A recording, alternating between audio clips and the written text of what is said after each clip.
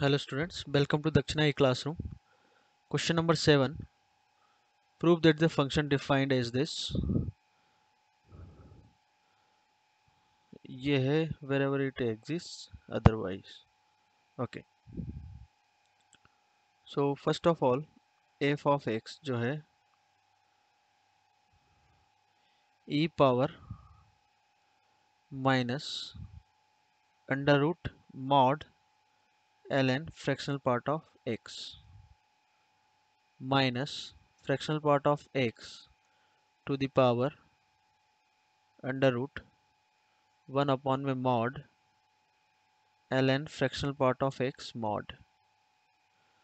Okay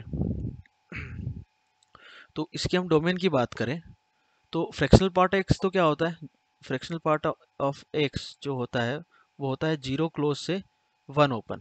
ठीक है, तो 0 से 1 होगा तो चलेगा, बाहर मॉड लगा है एलन के तो कोई दिक्कत नहीं है। ठीक है, तो पहली बात तो ये 0 नहीं हो सकता, एलन 0 नॉट डिफाइंड। तो 0 कब होता है, ये इंटीजर्स पे होता है, तो ये जो भी कहानी होगी वो इंटीजर्स पे नहीं हो सकती। ठीक है, साथ ही साथ यहाँ पर ये ln 1 भी नहीं हो सकता क्योंकि 0 हो जाएगा, तो फ्रैक्शनल पार्ट ऑफ x कभी 1 होता ही नहीं है। तो ये जो भी कहानी है वो for all x not equal to integers. ठीक है, तो ये जो कहानी है दूसरी वाली कहानी तो वो किसके लिए हो जाएगी, इंटीजर्स के लिए। अब इंटीजर्स के लिए फ्रैक्शनल पार्ट ऑफ x तो कितना होता है, 0। ठीक है, तो f of x for integers it is 0 and for non integers it is 10। Okay, अब हम इसकी बात करते हैं, ये वाला जो पार्ट है e power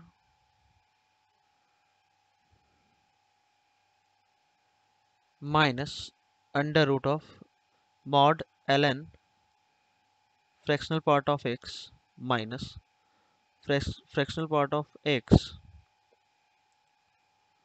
under root 1 upon में mod ln fractional part of x mod. Okay, इसको मैंने बोला t1 और इसको बोला कोई वैल्यू t2। ठीक है, अब आप देखो कि t1 जो है वो है e power minus fractional part sorry under root of mod ln fractional part of x का मॉड। ठीक है, ये आपको t1 दे रखा है। ठीक है, मैंने यहाँ लिया ln, तो ln t1 हो जाएगा minus under root of mod ln fractional part of x। ठीक है, ओके नाउ ओके, यहाँ पर जो ln लिया है इसकी जगह हमने मान लो ln ना लेके लॉग तो लेंगे ही, पर उसका बेस जो है ई नहीं लिया हमने। ठीक है, तो ये हो जाएगा माइनस, ये बाहर निकलेगा तो कितना आ गया, mod ln fractional part of x power 1/2। Okay, और लॉग ई। ठीक है, पहले ln लिया था तो ln ई 1 हो गया था। ठीक है, पर हमने यहाँ बेस ई ना लेके क्या लिया, फ्रैक्शनल पार्ट ऑफ x। जो लॉग लिया है उसका base fractional part of x लिया।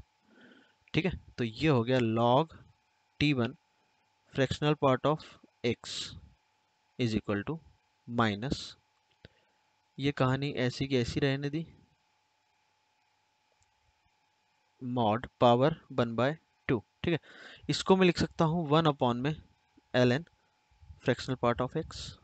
ठीक है, अब देखो फ्रैक्शनल पार्ट ऑफ x तो क्या है, 0 से 1 है, तो ln fractional part of x क्या होगा, निगेटिव। ठीक है, तो यहाँ ये तो ऐसे ही रहा, ये जो माइनस है मैं इसको ऐसे यूज कर सकता हूँ, ये पोर्शन भी ऐसे ही रहा, ये जो माइनस है इसको मैंने इसके साथ ले लिया, तो ln fractional part of x minus है तो इसको मैं मॉड लगा दूं, क्योंकि ये मॉड है तो मॉड कैसे खुलेगा, ये क्योंकि ln fractional part of x क्या है, नेगेटिव है, तो मॉड किसके साथ खुलेगा, माइनस साइन के साथ, तो ये माइनस हमने ये मॉड में यूज कर दिया। ठीक है, तो ये जो वैल्यू है ये कितनी आ गई, ये सेम है, जैसे अंडर रूट है अपॉन में है तो 1 अपॉन में अंडर रूट, तो ये हो जाएगा 1 अपॉन में mod ln fractional part of x। ठीक है, तो उसकी पावर हाफ। तो यहाँ से आ गया log fractional part of x t1, ठीक है। अब इसको मैं लिख सकता हूँ, तो t1 आ जाएगा fractional part of x power 1 upon में mod ln fractional part of x mod whole power 1/2। क्या यही, यहाँ देखो, क्या इसी को आपने T2 बोला था क्या? तो this is equals to T2, तो T1 और T2 बराबर आ गए, T1 और T2 बराबर आ गए, इसका मतलब ये भी जीरो हो गया। तो जो आपका फंक्शन है वो भी जीरो हो गया।